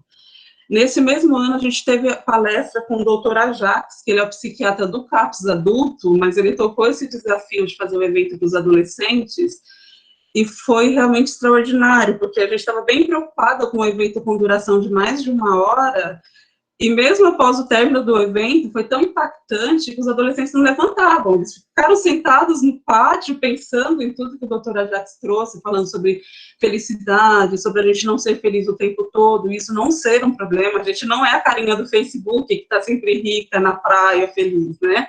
A gente tem momentos ruins, e os adolescentes ficaram muito presos nessa palestra, e depois, para minha surpresa, os professores falaram, poxa, tem palestra do doutor Ajax para adolescente, a gente quer também, a gente conseguiu fazer uma com os professores, foi bem positivo, e ele agora é mais nosso parceiro desde 2018. Eu vi que a Juliana falou também da questão do racismo. Em 2018, nós trouxemos um coletivo de musicoterapia no evento de consciência negra, e a musicoterapia ela tem uma abordagem diferente, mas que acaba mexendo muito nas emoções, porque às vezes a gente, na fala, a gente consegue enganar, mas a música ela acaba tocando ali áreas que muitas vezes a gente não quer ter contato. Então, elas cantaram músicas que falavam sobre o racismo, músicas de artistas negras, e a gente pôde ver na carinha de alguns alunos quanto aquilo tocou. A gente teve bastante gente que chorou, no final do evento, eles ficaram um tempo a mais conversando, então foi um evento que a gente viu que precisaria ter uma continuidade, os professores trabalharam, depois até hoje trabalham no racismo, mas todo ano a gente tenta trazer o coletivo de musicoterapia, que é bem positivo. A gente também teve o pessoal do SEDES falando sobre violência com os adolescentes também, como identificar, como denunciar. A gente também teve um evento sobre o uso de drogas, abuso de drogas e álcool, né, com um publicitário. Aí vou passar para 2019 para dar tempo que a Ellen também, o que a Ellen vai falar vai ser bem de acordo com o que eu estou falando. 2019, a gente continua na lógica dos eventos, porque a gente viu que é uma coisa que dá certo, que os adolescentes participam e gostam, né? Aí, novamente, a gente traz o coletivo de bikes, que não tem jeito, isso aí é a paixão dos meninos, então, além do Aro 60, do Rodinhas, que ensina os alunos, em 30 minutos a pessoa sai andando de bike, isso é super bacana. A gente conseguiu também a Yellow cedeu para a gente 30 bicicletas emprestadas, totalmente desbloqueadas, assim, a gente pôde usar, a gente ganhou o bike da Yellow, a gente ganhou o bike do Rodinhas, então, pôde andar em torno da escola, pôde andar dentro da escola, então foi um evento, assim, a escola é nossa, vamos aproveitar. Aí também fizemos a Semana da Saúde Emocional, porque 2018 e 2019 foi um ano complicado no DALCME, que a gente começou a ter o fenômeno da automutilação. Então, a gente percebeu que precisava ter um espaço de conversa, precisava ter a troca, porque muitas vezes A gente da educação sozinho até identifica, mas como que faz, como que trabalha? Então, essa hora que a gente dá a mão ali, vamos todo mundo junto. Então, sempre com os profissionais dentro da escola, a gente tem um contato muito. Quando o caso é muito grave, não vai na lógica de um caminho, não. A gente pega o telefone ali e fala, a gente identificou isso e isso, o que vocês sugeriram? Então, já teve dia, por exemplo, do adolescente sair da escola com a mãe, a gente ligar para a mãe, e já ter uma equipe no Jardim Edith esperando, porque o sofrimento a gente identificou, conversou, a UBS chegou à mesma conclusão, que não dava para esperar, e a gente teve esse acolhimento. É uma parceria que eu falo, não tem como a escola abrir mão do PSE e da rede de proteção. A gente está sempre de mãos dadas e conseguindo avançar nesses assuntos, né? O FOCA de 2019 falou sobre automutilação. Aí a gente aproveitou a rede de proteção, descobri quem foi que palestrou no FOCA, que foi o psicólogo Homero, já trouxe ele para o Dalkmin, e as adolescentes que faziam parte do FOCA, a gente conversou com elas se sentiram seguras, quem fez a apresentação foi 3 adolescentes do FOCA. Elas montaram slides, fizeram pesquisa, foi super fofo, e o Homero ele só entrou para complementar, então não teve uma correção do que elas apresentaram. Ele complementou e tirou dúvidas, porque elas são muito novinhas para tirar dúvidas, mas elas se sentiram super valorizadas, os colegas, rolou aquele medo, mas a gente estava ali do lado, não tem problema gaguejar, eu também estou aqui apresentando, mas morro de vergonha, né? Então, deu muito certo, o Homero fechou com a gente, e a gente continua acompanhando as dúvidas. Aí, a gente, sentindo um pouquinho os adolescentes, as demandas diferenciadas, chamamos a UBS para as rodas de conversa. Tivemos a roda de conversa com o 6º ano sobre bullying, que era uma coisa que estava grave no 6º ano, eles estão entrando na adolescência, então tinha certas brincadeiras e piadinhas que estavam ofendendo, que estavam magoando, e foi muito interessante, porque todo mundo começou a perder no dia da roda de conversa, e tanto sofria bullying, como fazia também. Momento que rolou até o momento perdão, eles começaram a identificar aquilo que fizeram, que fez mal para o outro, que magoou o outro, espontaneamente, sem a nossa intervenção, pediram desculpa, prometeram tentar melhorar, e falaram, não, se de repente eu fizer e eu não perceber, você me avisa que você está magoada. Então, é o que a gente colocou, você tem que ter voz, tem que falar que você não está gostando. Foi muito bacana a roda, e com os 9º anos a gente entrou já com outro tema, porque o bullying não era algo que eles estavam pedindo, mas eles estavam muito preocupados com essa troca de escola, do ensino médio, essa cobrança, o que você vai ser quando crescer, o que você vai fazer no ensino médio. Então, foi uma conversa sobre o futuro, a aula passou que a gente nem viu, assim, 45 minutos não dá, a gente percebeu que precisa de mais tempo, porque eles ficaram muito à vontade, eles foram conversando, foi bem positivo. Agora vou entrar em 2020, que senão vou tomar o tempo da Ellen aqui, que está com uma apresentação super linda também.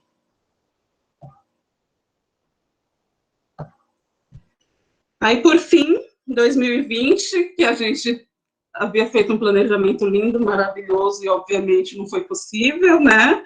A gente não esperava uma pandemia durando 7 meses, mas, de qualquer forma, tem que se reinventar, o mundo teve que se reinventar, e a gente teve novas demandas e novas preocupações, justamente porque a gente tem uma comunidade espalhada em São Paulo inteiro. Aí, a gente tem esse excesso de informação da Covid-19, que às vezes a gente fala, todo mundo sabe tudo sobre Covid, só que o problema é fake news. A gente sabe tudo, mas o que realmente é verdade, o que não é verdade? Foi quando a gente conseguiu, assim, um achado, a doutora Letícia Cauano, que já estava no grupo de pesquisa do Covid desde janeiro, antes da Covid chegar em São Paulo. E ela fez uma live, foi antes a gente pôde usar o YouTube, a gente teve mais de 200 pais participando, a gente percebeu que a gente da escola, professor, pai, aluno, todo mundo tinha dúvida. E a doutora Letícia gerou muitas dúvidas, acalmou sobre os assuntos, orientou sobre outros, foi um evento muito positivo.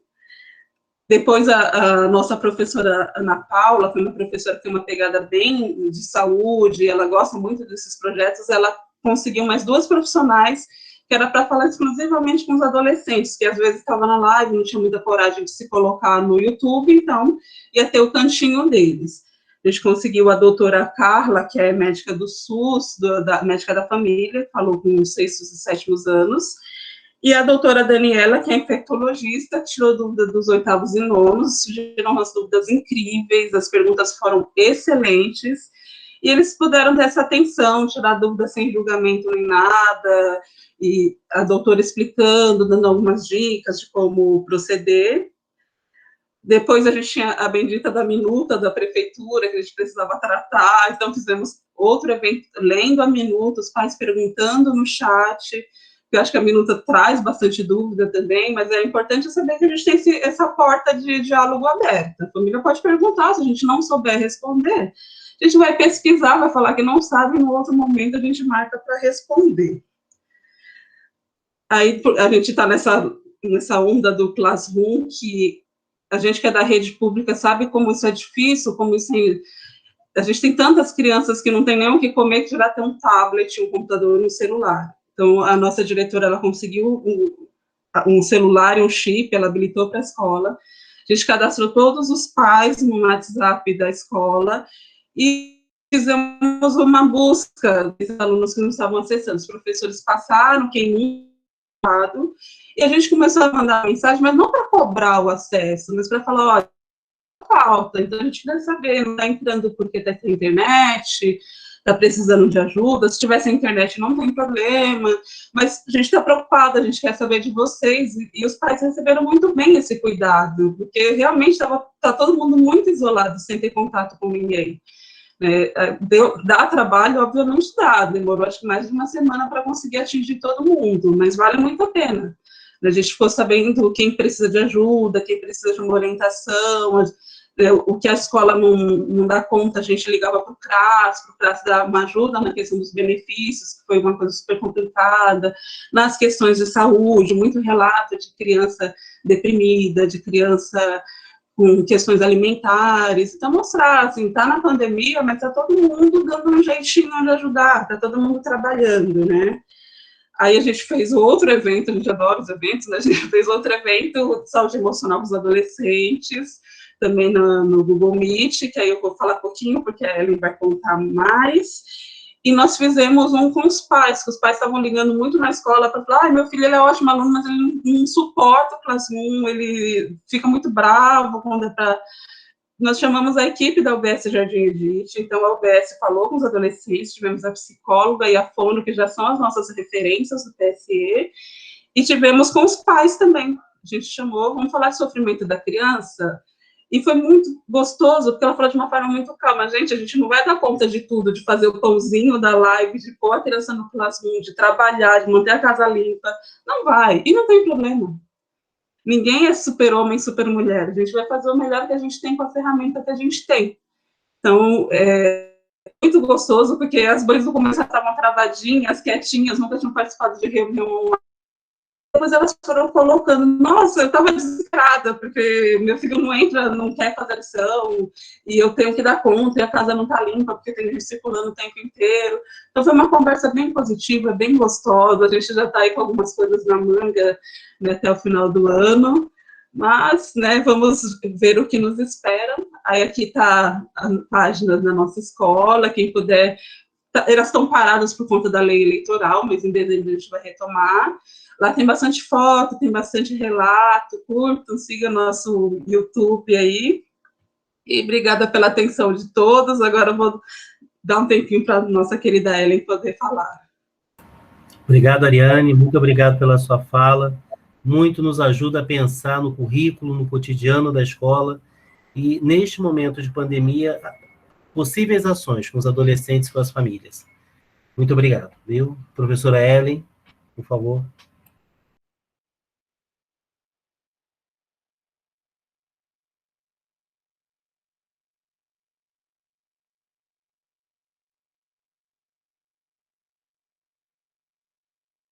Bom dia. Bom dia. Eu sou a professora Ellen, eu vou ressaltar 2 eventos que a Ariane citou. Então, para a gente não aprofundar em tudo, eu vou colocar os 2 eventos mais recentes. Vocês conseguem me falar se está aparecendo a apresentação? Sim, está aparecendo. Ações para o preparo e a devolutiva dos eventos. Ótimo.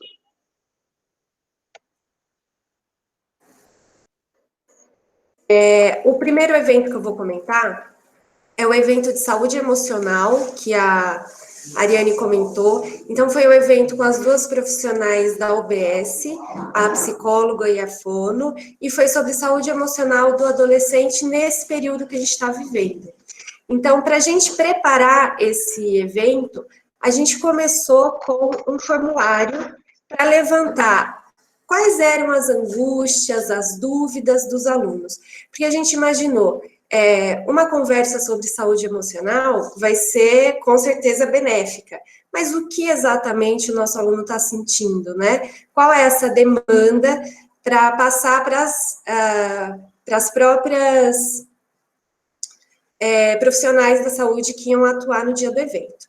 Então, a gente começou com um formulário pré-evento. Então, esse formulário foi essa base até para pensar qual profissional convidar e como esse profissional se preparar. E aí, nesse formulário, a gente colocou questões para os alunos falarem quais as dúvidas que eles tinham, as sugestões, o que eles estavam sentindo. E a gente fez esse formulário sem colocar identificação, porque é muito difícil eles se abrirem, assim, num primeiro momento, ainda mais à distância, receber no celular ou no computador um formulário para ele falar dos sentimentos dele, é uma coisa distante, uma coisa fria. Então, a gente colocou sem necessidade de identificação, para criar esse espaço seguro mesmo de fala, para que o aluno pudesse falar de uma forma mais livre. Aqui é só o modelinho do formulário. A gente pensou em 3 questões, então não pode ser nada muito extenso também, 3 questões que a gente conseguiria identificar as necessidades maiores dos alunos. Eu trouxe aqui a primeira questão, então era como você está se sentindo no período de isolamento. Eu criei aqui uma nuvem de palavras com as palavras que mais saíram nas respostas dos alunos. Então, a palavra triste, tristeza, vinculada aqui, ó, a palavra amigos, saudade. Então, a tristeza pela distância dos amigos, a saudade dos amigos, a palavra escola apareceu bastante. Então, saudade dos amigos, saudade da escola, tédio. E a gente vai para outras palavras, além de triste, se sente mal, sozinho, confuso. A segunda pergunta era, quais os sentimentos que mais incomodam? Quando a gente olha a nuvem de palavras, a gente vê a palavra casa grande. Muitas respostas que diziam que eu não aguento mais ficar em casa, que é difícil se manter em casa, que não pode sair de casa, nesse sentido, vinculado às outras palavras de destaque. De novo, tristeza, e aí aparece medo, solidão, raiva, e aí eu coloquei algumas respostas que chamaram mais atenção, assim, só para exemplificar. Uma resposta que eu estou tentando fazer as lições, mas quando algumas passam da data de entrega e eu não consigo entregar, fico triste, com um peso enorme na cabeça. Eu acho que isso vai bem no que a gente estava discutindo agora há pouco, essa questão do conteúdo. O conteúdo é importante, o conteúdo precisa estar presente, mas a gente precisa pensar também qual a situação que esse meu aluno está em casa, né? E até que ponto um excesso de lição, um excesso de conteúdo não vai trazer mais esse sentimento de ansiedade, mais esse sentimento de estar preso em casa e não estar conseguindo fazer todas as suas obrigações. Então, até que ponto que a gente está beneficiando os alunos quando há excesso de lições, por exemplo. E aqui a gente tem a tristeza e o medo da Covid, né, o caso de alunos que perderam familiares por conta da doença, e tristeza, raiva, sentimento de vazio que surge sem motivo, que surge do nada. A última questão era quais os temas que você gostaria de conversar com os profissionais da saúde. e a gente vê aí de novo a palavra Covid, né, por conta de relacionar com a Covid, mas a palavra ansiedade. Então, ansiedade, depressão, emocional. Então, quando a gente pega as respostas isoladas, a primeira, como podemos fazer para ocupar nossas mentes e deixar de lado os pensamentos ruins? Como falar para os meus pais que eu tenho ansiedade? E a última resposta aqui, que eu coloquei como exemplo, foi uma resposta que trouxe maior preocupação sobre o meu arrependimento, a minha depressão, a tristeza que surge. Então, um quadro que esse aluno se abriu e contou para a gente o que ele está passando. E isso foi enviado, essas respostas foram enviadas para as profissionais da saúde, da UBS, que é do Jardim Edith, para trabalhar com eles. Então, no dia do evento, elas já estavam preparadas, né, com essas perguntas, e aí surgiram novas perguntas. Surgiram temas como bullying, como padrão de beleza e bullying, que eram temas que não estavam no formulário, não apareceram, mas que apareceram no dia também. Então, foram novos temas inseridos. Depois do evento, nós criamos um formulário pós-evento. O meu aluno participou, ele falou, ele dialogou. Então, qual a impressão que ele teve, né? Depois do evento, como que ele se sentiu? Só tem uma coisa que eu queria falar durante o evento. Muitos alunos deram exemplos da própria vida.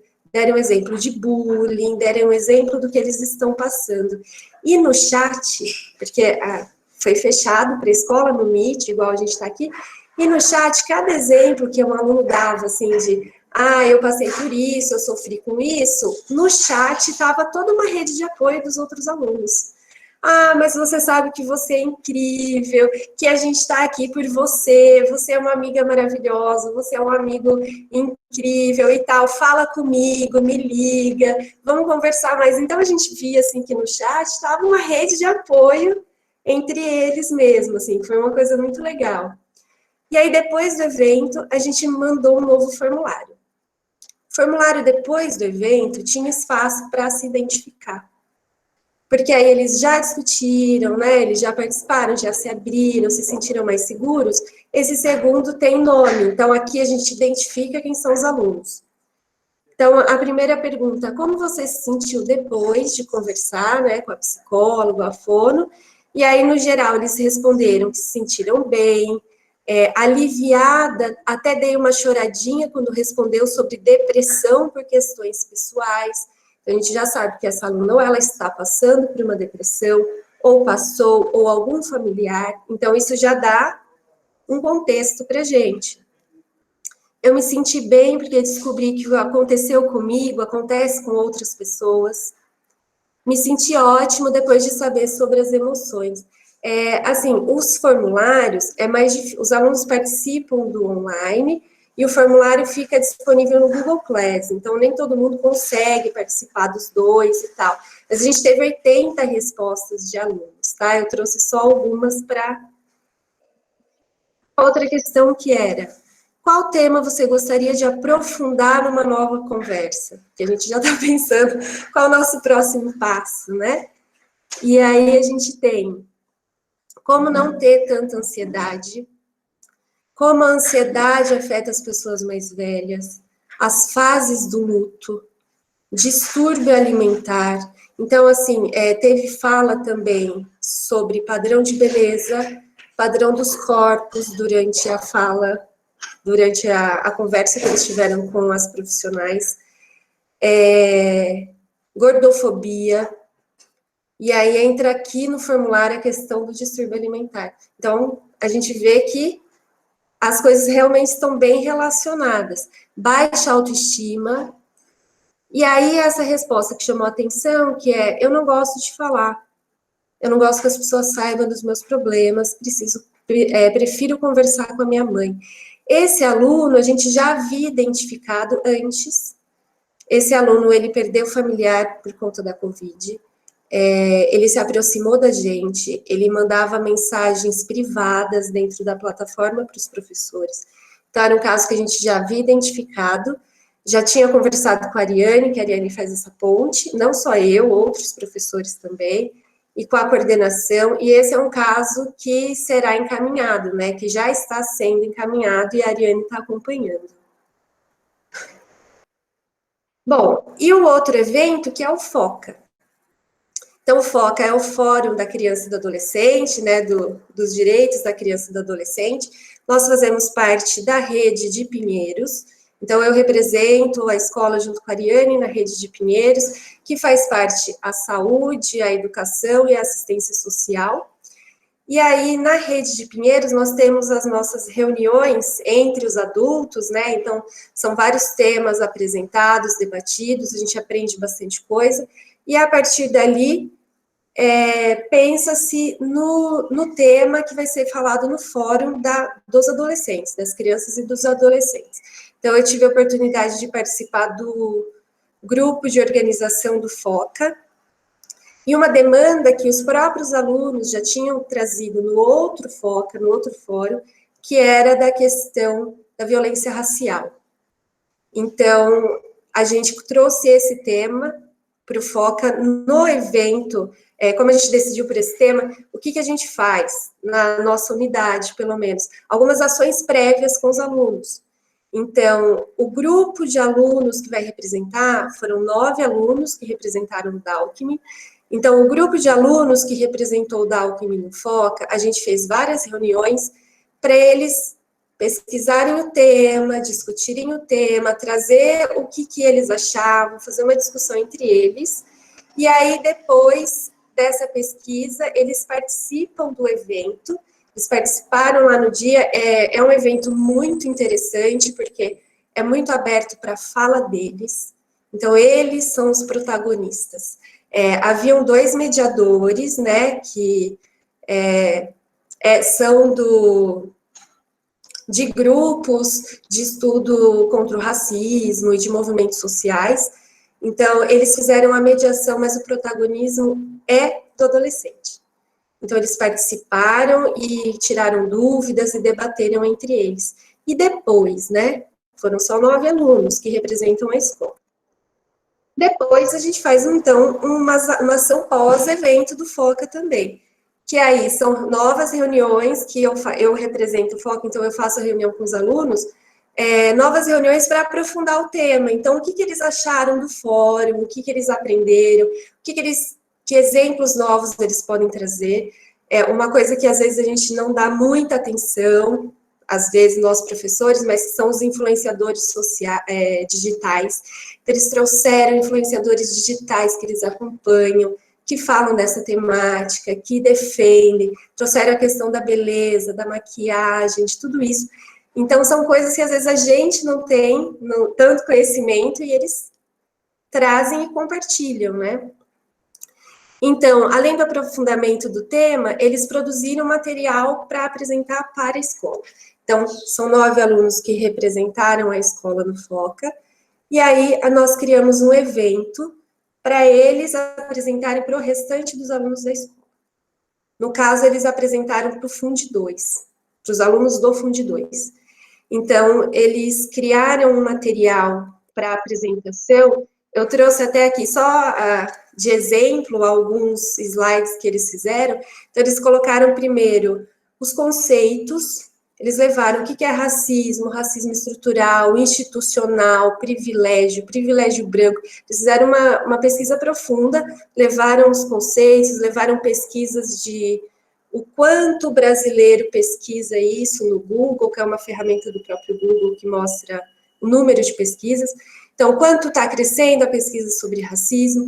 E isso foi uma coisa interessante também, porque entra na questão que eles também estavam discutindo da autoestima.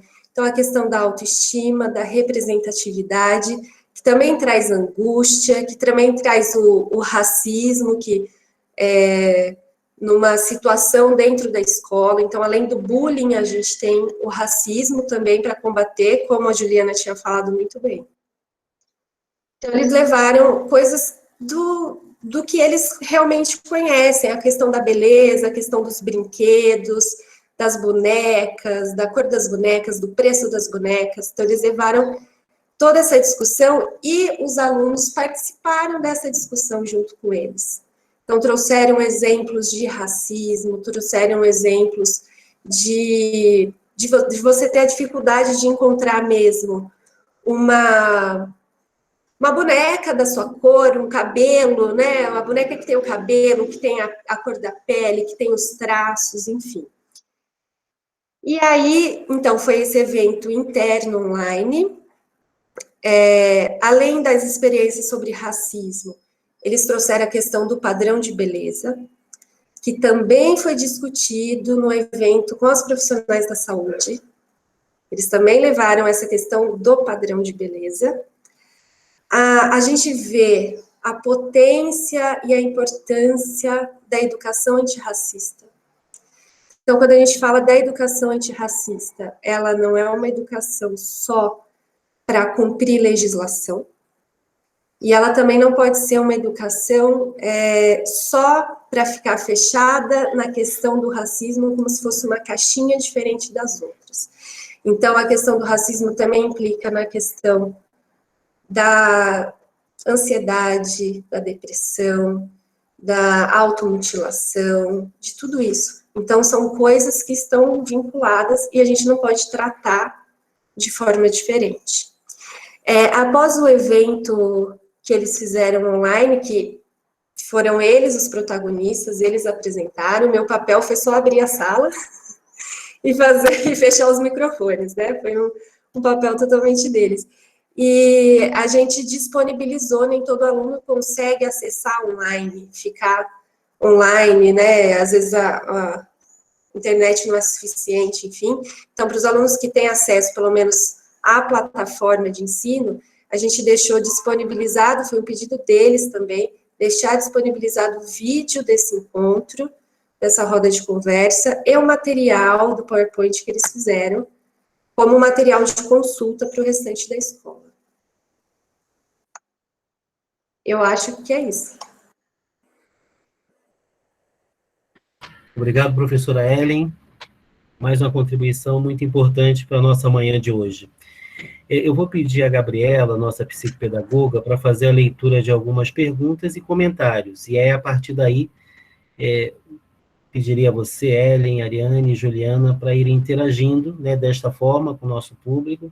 Nós estamos aqui na sala com algumas pessoas, mas nós também estamos transmitindo para todas as unidades escolares do Butantã. Então, seria esse movimento que nós faríamos aí para garantir a interação junto aos profissionais, ok? Por favor, Gabriela.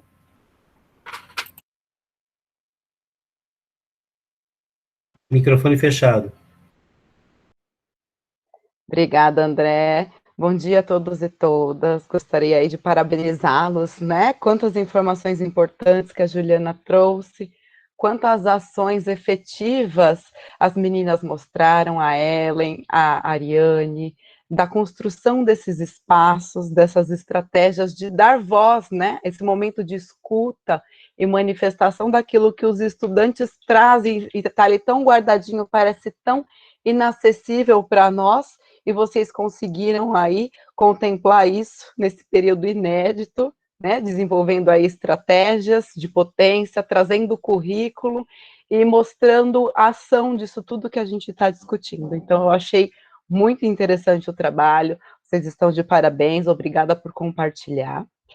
Aqui no chat, perguntas efetivas, eu vi uma aqui do Luiz Cabaleiro, que ele pergunta qual a melhor definição de estratégias de prevenção, considerando os grupos vulneráveis e a complexidade dos fatores associados à violência autoinfligida. Os demais comentários foram feitos pela Márcia Souza, dizendo que esse é um assunto que não faz parte da formação dos professores, né? Quanto despreparo nós temos para esse tipo de enfrentamento. Então, ela salienta aqui a necessidade desses encontros, né? E que todos da escola possam ter acesso a formações com esse tema, devido a essa relevância do período que nós estamos enfrentando.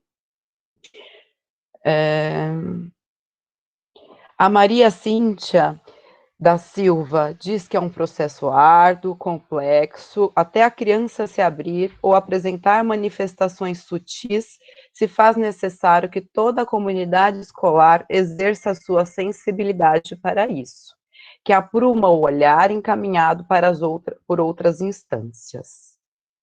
Alana Missiroli fala sobre a depressão, ansiedade e outros transtornos de humor que ainda são considerados frescura na nossa sociedade.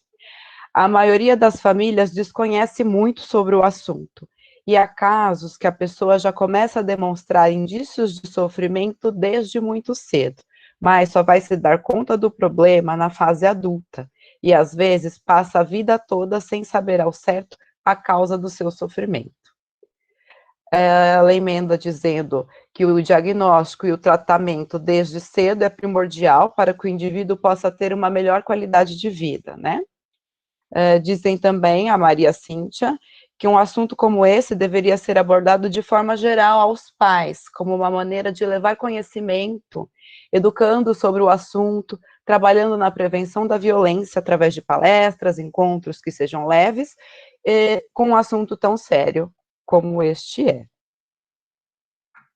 A Márcia também diz, Márcia Souza, da formação de todos os envolvidos com o cuidado do aluno na escola, trará condições desse trabalho ser desenvolvido também com as famílias, né? A escola como uma mediadora.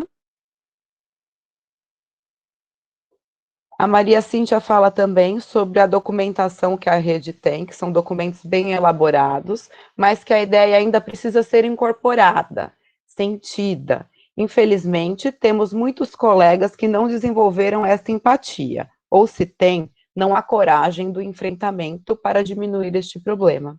Só através de muita conversa, de mais formações, e que trabalhem essa acessibilidade e de políticas públicas, né, para de fato buscar entender este currículo. E o James Sanches parabeniza por trabalharem na vontade de potência. São essas as informações aqui trazidas pelo chat. Obrigado, Gabriela.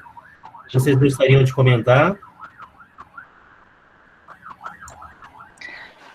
Posso começar rapidinho, então, André, para passar a palavra para as meninas, porque elas também têm bastante experiências aí. Primeiro, parabenizar, né, a Ariane e a Ellen pela prática que vocês apresentaram, muito inspirador, né, para quem está na sala de aula, ver todas as ações que vocês fizeram, né. Eu atuando também no ensino superior, vejo muitos banheiros lá, cheio de recadinhos, que eu falo, gente, como pode? Olha que estratégia bacana, né, que eu acho que pode viralizar, isso daí deveria virar moda, né? Quanta potência a gente tem, em vez de ficar como mais um espaço promotor de segregação entre os estudantes, de discriminação, né? Eu achei genial. E a escuta, né, que a Ellen também colocou, né, não tem como a gente estar ao vivo, a gente vai fazer pelo Google Class, a gente vai fazer questionário antes para o evento, depois do evento, para a gente ouvir, né, eu acho fundamental manter essa busca pelos vínculos, né, e a busca pela escuta deles, para eles terem espaço mesmo de compartilhar as suas angústias. Isso também é currículo, né, não tem como a gente não falar. Enquanto você estava lendo, Gabi, eu peguei uma outra apresentação aqui, para tentar ilustrar para o Luiz, vou compartilhar a tela aqui, para o Luiz, né, e para os demais, umas reflexões que estão presentes. Está visível para vocês aí? Ainda não, será? Ainda não. Ah, está aparecendo, está vindo. Tá, apareceu?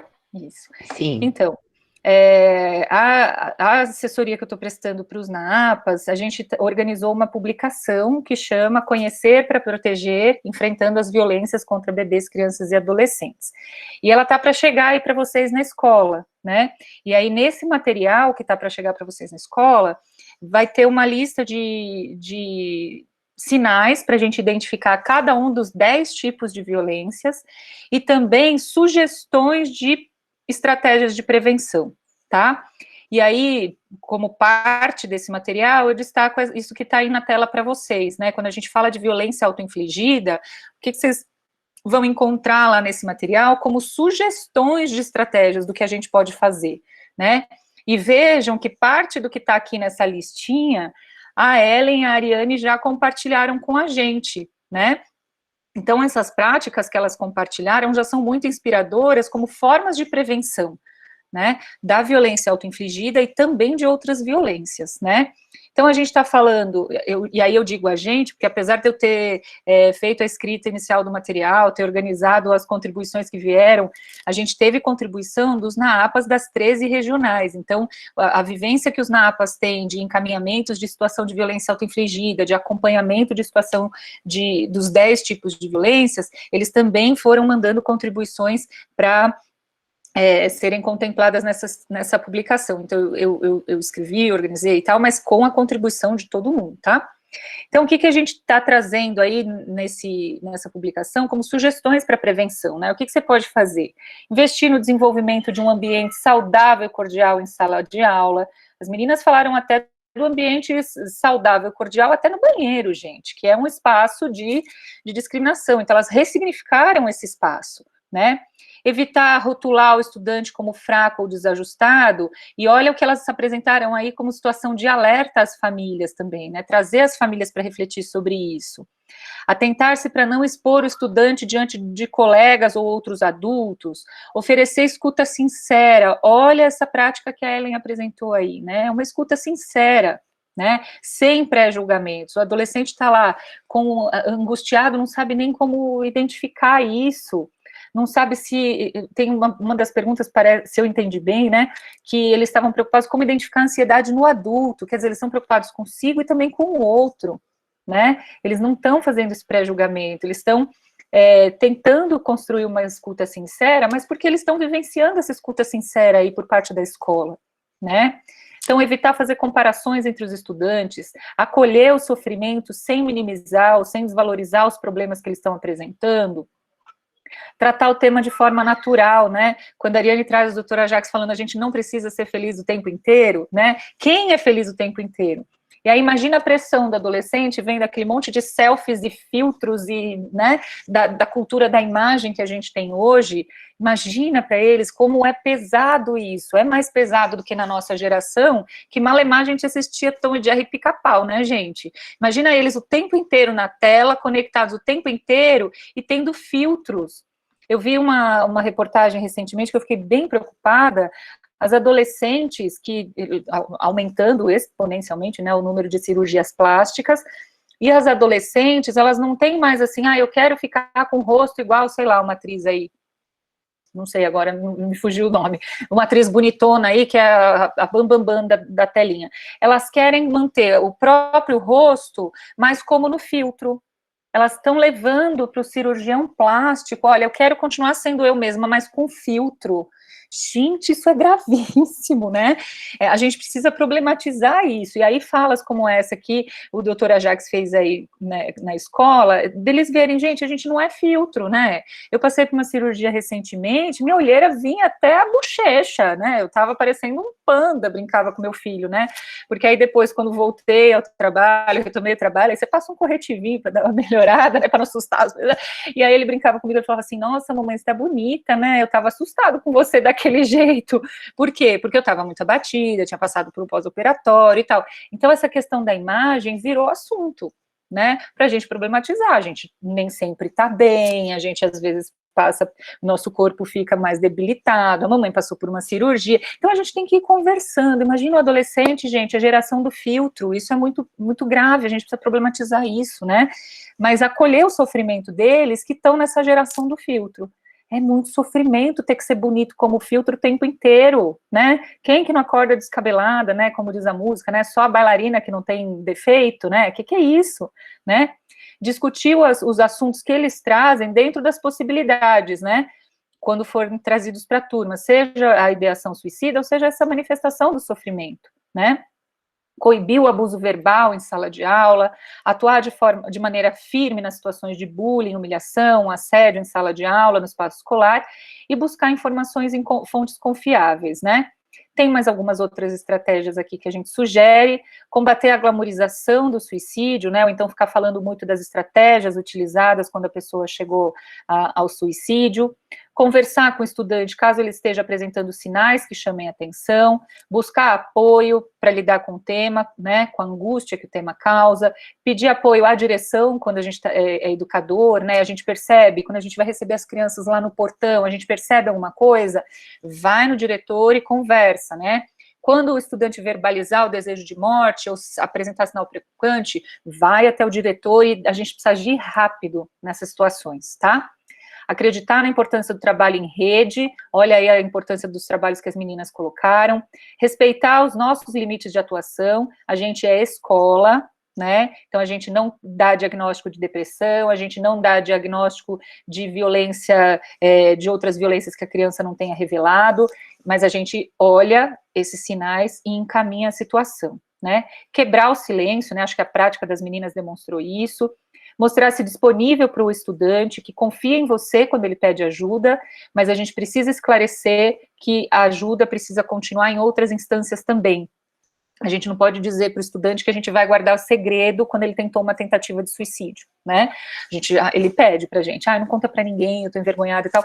Não, a gente vai dizer que, sem trair a confiança dele, a gente vai dizer, olha, você precisa ser cuidado, né, a gente vai continuar acolhendo você aqui, mas você precisa de algo a mais, você precisa de uma psicoterapia, você precisa de um acompanhamento psiquiátrico, então eu não vou te trair, eu vou dizer para você que eu tenho que encaminhar, você precisa de mais ajuda além da minha, tá?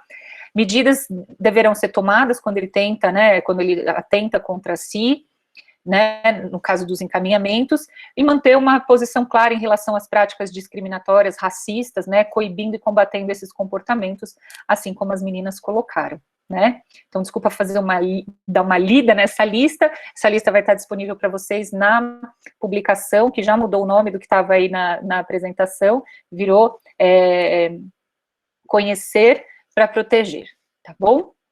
Então, agora acho que dá para passar a palavra para as meninas. E agradecer, né, as outras colocações da Maria Cíntia, da Lana, parece, né, que acho que na fala da Ariane e da Ellen já foram respondendo e dialogando, né, sobre essa importância de articular com as famílias, né, a Ariane colocou aí a escola reinventando, né, as formas de dialogar com as famílias. Então, eu acho que essa nossa falta de formação é real, né, eu sou professora do curso de pedagogia em 2 faculdades, e assim, esse tipo de assunto vem em um seminário ou outro porque eu sou professora lá, porque eu forço a barra, né, porque não é algo que está na matriz curricular do curso de pedagogia, pensar as emoções, nem quando eu dei a disciplina de psicologia, né, do desenvolvimento, porque aí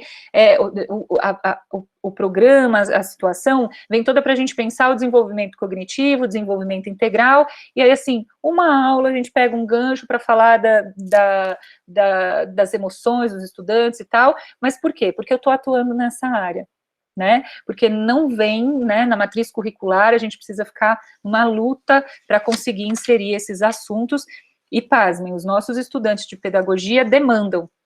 Então, está tendo uma tendência aí de mudança, porque isso está sendo uma demanda, assim, no curso de pedagogia, tá bom? Então, acho que agora passo a palavra para a Ariane e para a Ellen.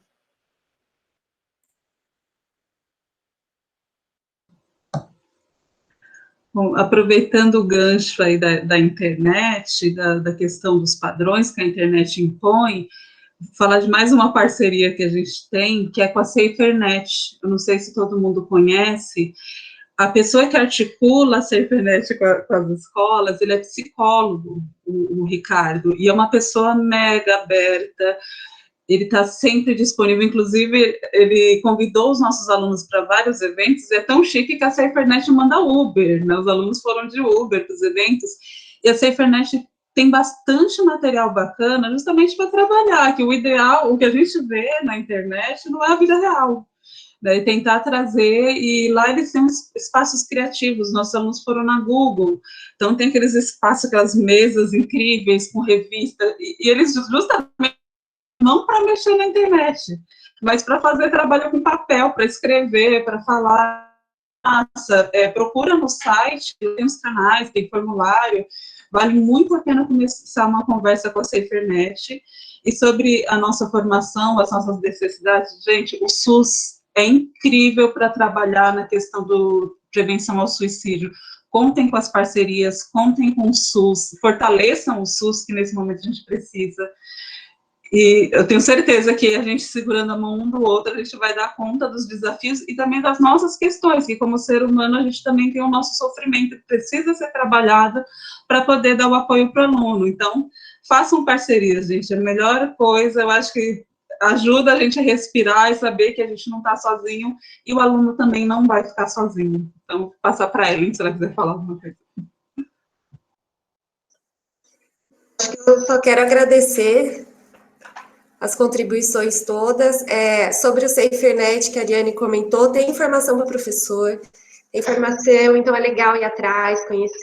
O site já tem bastante informação, mas dá para fazer um curso com eles, e aí tem material para trabalhar com os alunos, então acho que é muito rico levar essa questão também para a escola.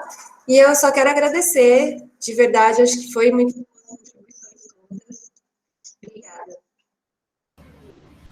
Nós é que temos que agradecer Ellen, Ariane, professora Juliana, mais uma vez está conosco aqui essa manhã, uma manhã de muito trabalho, uma reunião de trabalho, onde nós saímos mais fortalecidos. Eu agradeço a cada uma de vocês, aproveito um minuto final, né? O nosso teto é meio-dia, mas aproveito este momento para convidar a todos vocês, a todas vocês, para o nosso encontro do próximo dia 7 de outubro. Hoje pela manhã nós fizemos a reunião de planejamento, que foi muito frutífera. Nós vamos ter, durante o mês todo de outubro, profissionais de assistência. Então, no primeiro momento, dia 7/10, 1h30 da tarde, teremos a Flávia Rodrigues, é responsável pelo CRAS, pelo CREAS, aqui na região do Butantã, assistente social. Depois teremos profissionais do SPVV, teremos profissionais do NPJ, então nós estamos montando uma agenda bem interessante, vai chegar até a escola de vocês, nós vamos enviar os convites a tempo, né? Pedimos desculpas, inclusive, que o convite do encontro de hoje ele foi muito em cima da hora, mas tenho certeza que estamos aprendendo e aprimorando o nosso trabalho, e eu só tenho a agradecer, realmente foi uma manhã maravilhosa. Contem conosco, contem com a equipe do NAAPA. Este trabalho formativo é 1/3 do nosso trabalho, nós também fazemos os encontros nos horários coletivos e também fazemos a articulação das redes, né? Nós agradecemos muito pela manhã, por vocês estarem aqui conosco, um forte abraço, nos vemos no dia 7/10, 1h30 da tarde, contaremos com a professora Juliana também, e a Flávia Rodrigues, que nos dará muita informação sobre o serviço de assistência social na cidade de São Paulo. Tá? Boa tarde, obrigado a cada um de vocês. André, eu vou pedir, por favor, boa tarde, gente. Boa tarde. Por favor, se vocês puderem fazer a avaliação no Meet, tá? Eu coloquei no chat aí o link, quer dizer, o código, né? Eu estou no link, mas eu posso deixar aqui na tela rapidinho para vocês, pode ser? Obrigado, Vilma. Por favor, coloque para a gente.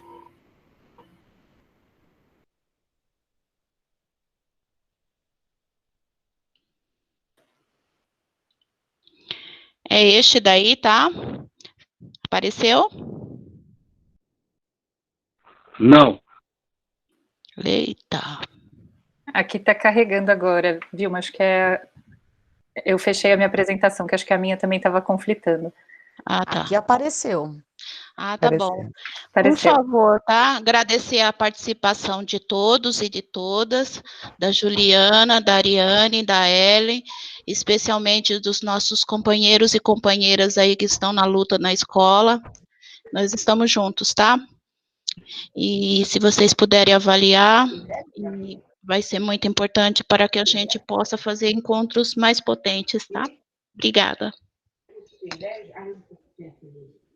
Obrigada, gente. Uma boa tarde até o dia 7, tá bom? Pode mandar novamente no chat a avaliação, porque sem querer eu sair, eu perdi todas as conversas do chat. Sim, vou mandar já. Obrigada. Nada. Obrigada, gente. Obrigada, Ariane e Ellen. Parabéns aí pela prática. Um abração para vocês aí. Força na luta aí na escola, tá bom? Obrigada, André, Vilma, Gabi, equipe toda, pelo carinho, pela acolhida. Beijos para vocês. Boa tarde, tá? Obrigada, Tchau, boa tchau. tarde. Obrigada, boa tarde. Boa tarde. Obrigada, tchau, tchau. Tchau. Obrigada. Muito obrigada, boa tarde. Boa tarde, Márcia. Boa tarde, Dirce. Boa tarde. Vamos ver vocês aqui. Boa tarde, obrigada.